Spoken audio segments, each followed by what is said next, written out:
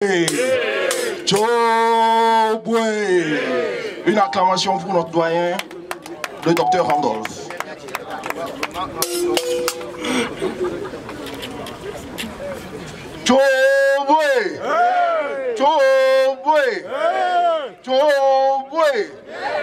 Qu'il pleuve, qu'il neige, qu'il vente, nous serons toujours mobilisés et debout.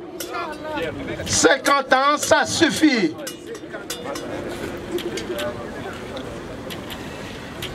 Chers compatriotes et chers amis de l'action Bled Beret, bonjour. Mesdames et messieurs, je voudrais tout d'abord saluer les organisateurs de cette manifestation, les remercier de m'y avoir invité et les féliciter pour sa bonne organisation. Je salue toutes les sœurs et tous les frères de notre diaspora réunis ce jour du 13 janvier 2018 à Fribourg, à Berlin ou ailleurs dans la diaspora, et aussi nos compatriotes de l'intérieur pour commémorer le 55e anniversaire du lâche assassinat du père de l'indépendance de notre pays, président Feu Sylvanus Olympio, lors du coup d'État militaire du 13 janvier 1963, commandité par la France. Ce fut le premier coup d'État en Afrique contre un président démocratiquement élu. Nous nous inclinons devant sa mémoire pour lui rendre un vibrant hommage et lui exprimer notre profonde reconnaissance d'avoir su organiser et canaliser les forces patriotiques pour les conduire à la victoire. Cette victoire fut volée par un groupe de militaires dirigé par Eyadema Gnassingbé le 13 janvier 1967 lors d'un putsch et finalement confisqué le 14 avril 1967 par le même Eyadema Gnassingbé qui régna 38 ans sans partage. À sa mort en février 2005, l'un de ses enfants, Faure Gnassingbé, lui succéda dans un bain de sang et depuis s'accroche au pouvoir grâce au régime dictatorial et mafieux hérité de son père. Le cas de notre pays est devenu un problème que nous cherchons depuis longtemps à résoudre pacifiquement. Et cela paraissait très difficile à bon nombre de nos compatriotes qui préféraient dès lors s'en accommoder, car le problème du Togo, ce n'est pas que la mafia soit au pouvoir, car la mafia est le pouvoir. Mais impossible n'est pas togolais, car depuis presque 6 mois, le peuple togolais est debout et participe à de gigantesques marches pacifiques et citoyennes, tant sur toute l'étendue du territoire que dans la diaspora. Ces manifestations de contestation du pouvoir autocratique sont sauvagement réprimées dans une violence hystérique.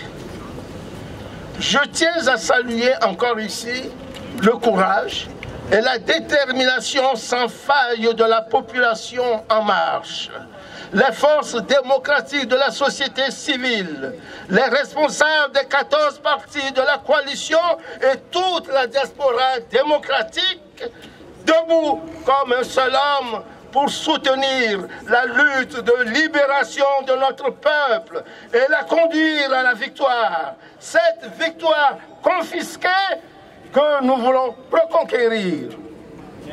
Je salue respectueusement la mémoire de nos martyrs tombés dans ce laps de temps au champ d'honneur sous les coups de matraque et les balles de la soldatesque et de la milice de la dictature cinquantenaire et démoniaque du régime RPT uni.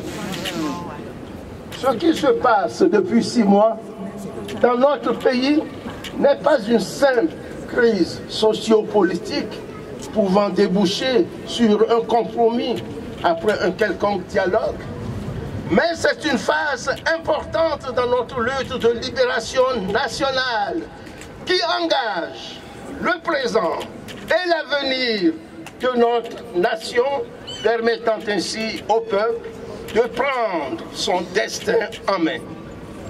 Nous devons intégrer et développer en nous l'esprit de résistant, car nous combattons une dictature. Nous ne nous opposons pas à un régime libéral. Il ne s'agit donc pas de procéder à une redistribution de cartes entre les différents sujets de la classe politique, mais de redonner la voix et le pouvoir au peuple pour accomplir des transformations profondes et radicales dans le pays afin de surmonter les défis de la mondialisation et des siècles à venir. Le pays se meurt. Nous devons donc nous forger un mental de gagnant pour le sauver et le remettre debout. Pendant 50 ans, la communauté internationale et la mafia internationale ont soutenu sans réserve l'État voyou dirigé par les militaires et le clan Gnassingbé de père en fils. Parce qu'ils sont voyous aussi. Dès que le peuple a commencé à tousser en août dernier, elle pousse ses représentants à dialoguer avec le dictateur Faure Gnassingbé qu'elles avaient préalablement armé. Or, l'atout est un acte réflexe salutaire qui permet aux poumons d'éliminer leurs impuretés. Faure Gnassingbé est la grosse saleté qui empêche le Togo de respirer.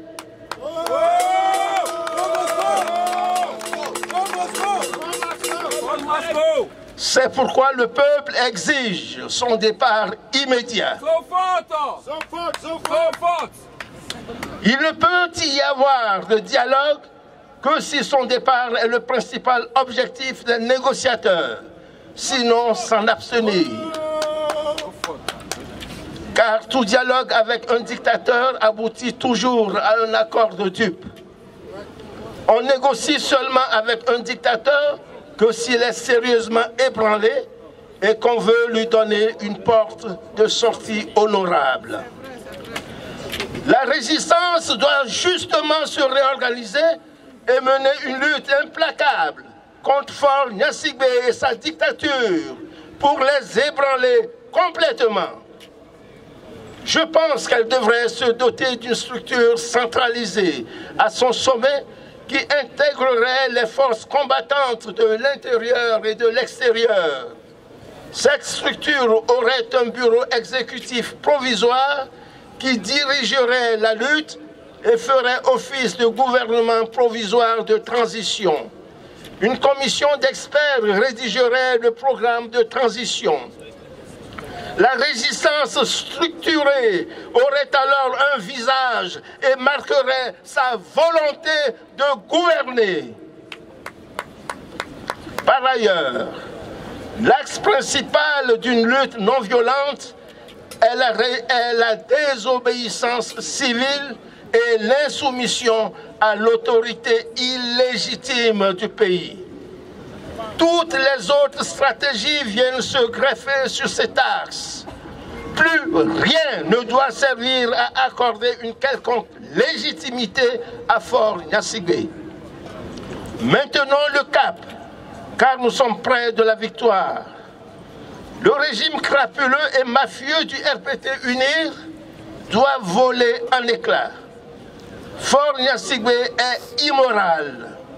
Il a commis de nombreux délits, dont des crimes contre l'humanité, des crimes économiques, détournement de fonds publics, corruption, etc. Le régime RPT UNIR exploite à l'insu du peuple du pétrole offshore depuis de nombreuses années. Les preuves sont là. les compagnies incriminées sont connues. Eni et Brenham Oil et Gas Corp. Vinci veut aussi sa part en 2018. Beaucoup de sources sont concordantes, comme celle du US Department of Energy, pour prouver que le pétrole est réellement exploité. Le démenti de la BCAO et de la Banque de France est nul. C'est vraiment du brigandage, un crime. Le Togo produit aussi de l'or, du coltan, et uranium et autres métaux. Et le scandale du phosphate togolais. Le Togo détient la 4e réserve mondiale de phosphate. C'est pourquoi le peuple demande et exige le départ immédiat de Fort Ignace pour mettre fin au brigandage économique et à la criminalité au sommet de l'État et dans le pays. Chers compatriotes, nous sommes dans une situation de non-retour. Gardons le cap et restons unis, quelle que soit la perversité de l'adversité, quels que soient les sacrifices supplémentaires à consentir. La patrie bienveillante vous sera reconnaissante. La joie approche, le futur est radieux. Gloire éternelle à nos martyrs. Vive le Togo libre. Applaudez! Applaudez! Applaudez! Dankeschön, dankeschön.